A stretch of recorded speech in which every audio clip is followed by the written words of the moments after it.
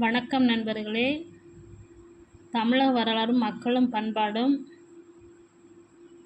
வினாவிடை. நாட்டின் வரலாற்றிற்கு பேருதவி அளிக்கும் அடிப்படை ஆதாரங்கள் யாவை? கல்வெட்டுக்கள், செப்பேடுகள். கல்வெட்டுகளில் கூறப்படும் செய்திகள் யாவை?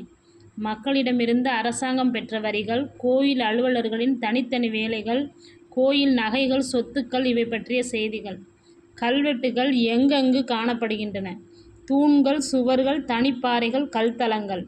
இசை பற்றிய ஒரு சிறந்த கட்டுரை முழுவதும் பொறிக்கப்பட்ட கல்வெட்டு எது? குடுமியான்மலை கல்வெட்டு, புதுக்கோட்டை மாவட்டம். சில கல்வெட்டுகள் டேஸாக அமைக்கப்பட்டுள்ளன, நினைவு சின்னங்களாக. மன்னர்களின் செயல்களையும் கைங்கரியங்களையும் கூறுபவை கல்வெட்டுகள். பல்லவர் காலத்தை பற்றிய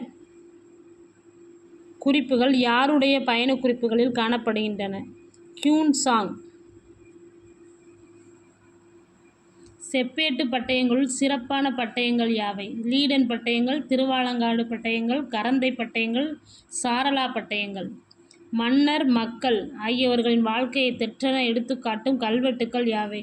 தஞ்சை பெரிய கோயில் கல்வெட்டு, திருமுக்கூடல் கல்வெட்டு, உத்திரமேரூர் கல்வெட்டு, திருவொற்றியூர் கல்வெட்டு.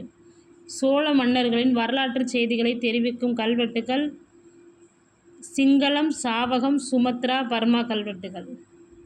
சீனாவின் ஒரு கோயிலில் கஜேந்திர மோட்சமும் உரலில் பிணிக்கப்பட்ட கண்ணனும் சிற்பங்களாக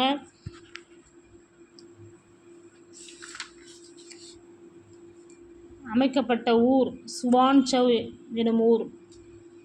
அந்த ஊரோட பேர் சுவான்சவ். தமிழக வணிகரின் குடியிருப்புகள் எங்கெங்கு அமைந்திருந்தன? சீன கடலோரம், பாரசீக வளைகுடா.